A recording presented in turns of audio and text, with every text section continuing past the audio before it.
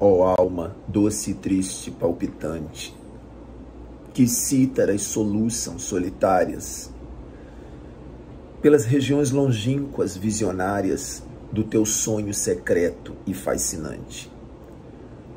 Quantas zonas de luz purificante, quantos silêncios, quantas sombras várias, de esferas imortais imaginárias, falam contigo, ó alma cativante. Que chama acende os teus faróis noturnos, que veste os teus mistérios taciturnos dos esplendores do arco de aliança. Por que és assim melancolicamente, como um arcanjo infante adolescente, esquecido nos vales da esperança?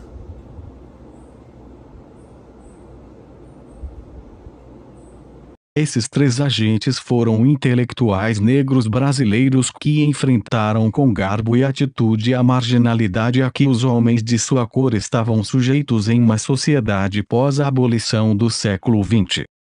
André Pinto Rebouças, nascido em 1838, baiano, mulato, engenheiro e professor da Escola Politécnica. João da Cruz e Souza, nascido em 1861, negro, catarinense, poeta e funcionário da Estrada de Ferro Central do Brasil, e Afonso Henrique de Lima Barreto, nascido em 1881, mulato, carioca, jornalista, escritor e funcionário do Ministério da Guerra, mortos que, quando vivos, se equilibraram no delicado fio que separou experiência e imaginação, hierarquia e mediação, ricos e pobres, negros e brancos no Império do Brasil. Pertenceram a 3 gerações sucessivas de intelectuais, viveram modestamente e tiveram suas vidas abreviadas pelo suicídio, pela tuberculose famélica e pelo alcoolismo.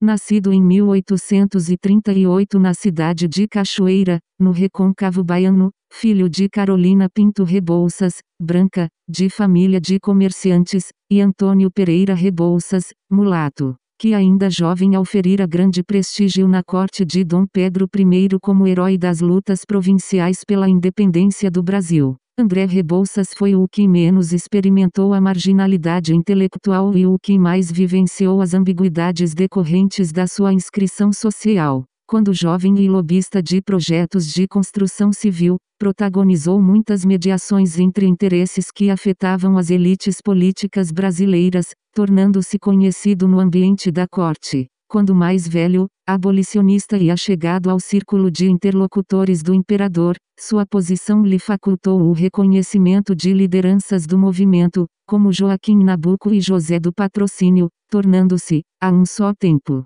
intelectual palaciano e crítico pertinaz do sistema socioprodutivo que sustentava o império.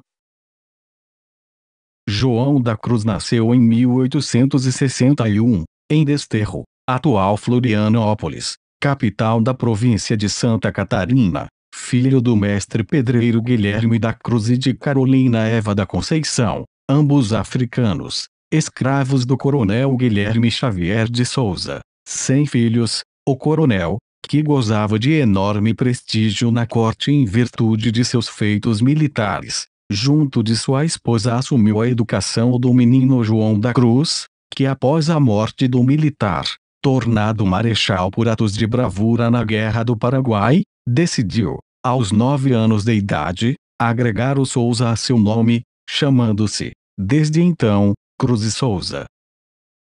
Lima Barreto nasceu no Rio de Janeiro, em 1881. Foi o primogênito de Manuel Joaquim de Lima Barreto, mulato, descendente de escravos, e de Amália Amanda Barreto, filha de escrava alforriada pela família Mendes de Souza. Seu pai era tipógrafo e sua mãe uma professora pública, que veio a falecer quando ele tinha 7 anos de idade. Oriundo também, como Rebouças e Cruz e Souza, de famílias marcadas pela escravidão, Lima Barreto, diferente deles, nasceu no ambiente da corte, em um contexto já bastante conturbado pela desagregação do império. cujos sintomas se avolumavam desde meados da década de 1870. Não sei quem foi que disse que a vida é feita pela morte. É a destruição contínua e perene que faz a vida. Nunca foram os homens de bom senso, os honestos burgueses ali da esquina, ou das secretarias chiques que fizeram as grandes reformas no mundo. A covardia mental e moral do Brasil não permite movimentos de independência. Ela só quer acompanhadores de procissão, que só visam lucros ou salários nos pareceres. Não há entre nós campo para as grandes batalhas do espírito e da inteligência. Tudo aqui é feito com o dinheiro e os títulos. A agitação de uma ideia não repercute na massa. E quando esta sabe que se trata de contrariar uma pessoa poderosa, trata-se o agitador de louco. Estou cansado de dizer que os malucos foram os reformadores do mundo. Todas elas têm sido feitas por homens e às vezes mesmo mulheres, tidos por doidos. As diferenças entre as trajetórias dos três pretos tristes se acentuam no movimento que realizam em direção à corte. Rebouças segue para lá aos 8 anos de idade, em um momento de ascensão familiar, e quando já se avizinhava a chamada Era Saquarema, o longo período de estabilização política do Império e de fortalecimento de suas instituições. Sua vida profissional, nesse sentido, coincide com o momento de maior impulso econômico e político do Segundo Reinado. Já para o menino João da Cruz, a morte do Marechal Guilherme representaria o início de uma trajetória precocemente declinante, com o cancelamento de suas chances de inserção em círculos cultivados da província, o que o levou a empregar-se em uma companhia teatral no início dos anos de 1880. Voltaria a Desterro algumas vezes, trabalhando em jornais abolicionistas, até a sua chegada ao Rio de Janeiro, quando o Império já se esgotava. Assim, se Rebouças beneficiou-se do contexto de ascensão do Império, Cruz e Souza vivenciara a época de sua crise final. Se já fora controversa a trajetória de Cruz e Souza, pior ainda a de Lima Barreto, sob a República. As chances de mobilidade social experimentadas por pretos e mulatos instruídos na capital federal viram-se cada vez mais diminuídas. O centro e a periferia social em torno do Império começam a se tornar um fator determinante, tanto do ponto de vista geográfico quanto do ponto de vista social.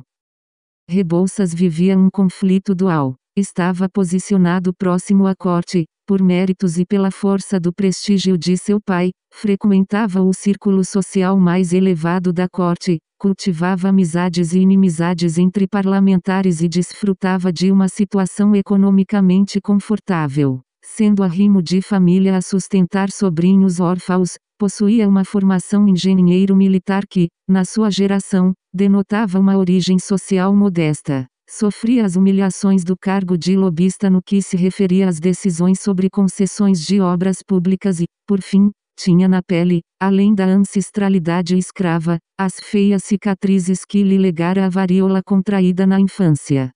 Após a abolição da escravatura, Rebouças decepciona-se com a crescente preocupação do imperador com o censo territorial brasileiro e uma possível revisão da lei agrária. Para ele, a proclamação da República interrompe a marcha da democratização do Império, o que o leva a um autoexílio na Europa, após muitas cartas trocadas com Nabuco, nas quais sugere que o grande abolicionista assumisse uma crítica mais firme à escravização do solo brasileiro, que impedia a autonomia dos produtores rurais e condenava negros e imigrantes brancos à servidão. Nos seus últimos anos de vida, André Rebouças se referia ao Brasil como uma civilização extinta como a Grécia Antiga, no sentido de não superar o último travo colonial, o monopólio da terra, insistindo em mantê-lo. Considerando o Brasil morto, matou-se também em Funchal, Cabo Verde,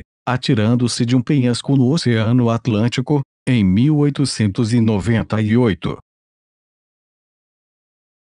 Cruz e Souza chegava ao Rio de Janeiro, aos 27 anos de idade, no período de maior agitação política na corte, com dinheiro tomado emprestado de um deputado e líder abolicionista, trazendo uma carta de apresentação cuja recomendação não alcançou seu fim. Ele chega ao Rio de Janeiro obedecendo ao impulso de um jovem pobre que sonha com as oportunidades oferecidas pela grande cidade. Sua trajetória, no início da década de 1880, tipifica as características de um dandy em desterro, extravagante e fantasista na forma de vestir, caprichoso e excêntrico, cosmopolita em uma província periférica. Um poeta maldito francês reconfigurado à moda brasileira, enfrentando as portas fechadas da crítica e dos circuitos luteranos que o tínhamos estrangeiro, excluído e hostilizado. Cruz e Souza construiu uma poética em radical confronto com seus contemporâneos.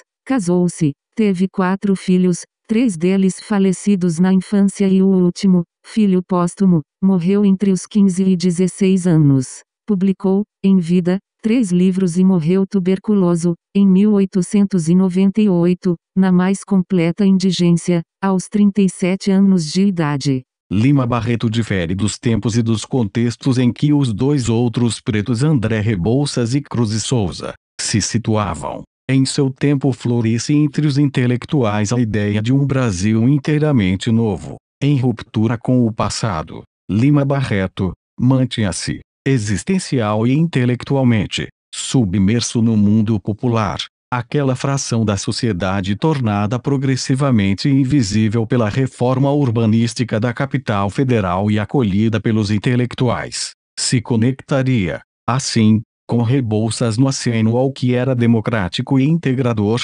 bem como a Cruz e Souza por também rejeitar um Brasil burguês que ansiava por uma europeização, perseguido pela crítica. Defendeu-se com recurso fino da ironia, usada não só como recurso cômico, mas também como uma construção desestabilizante dos antagonistas. A ironia de Lima Barreto indica que o riso, o alívio pela conciliação, não é um ponto de chegada, mas, sim, uma crise, uma caricatura que chama a nova reflexão sobre os fatos. Lima Barreto viveu por 41 anos, pela exclusão, pela solidão, pelo alcoolismo e, por fim, pela alienação. Morreu naquele 1922, em que a Semana de Arte Moderna revestiu de simbolismo o desejo das elites brasileiras de se acertarem pelo relógio moderno. André Rebouças, Cruz e Souza e Lima Barreto denunciaram a imagem de mundo discrepante assimilada como modelo para a reestruturação do Brasil moderno. Espelharam a trajetória de pretos e mulatos cultos no Brasil, entre o fim do Império e o início da República. Deram voz a uma representação do Brasil e dos brasileiros contrária ao provincianismo das elites locais. Viveram a experiência do exílio em seu próprio país. O repertório de que lançaram mão sinalizava incerteza e incompletude. Dele se serviram, e assim esperavam servir ao Brasil.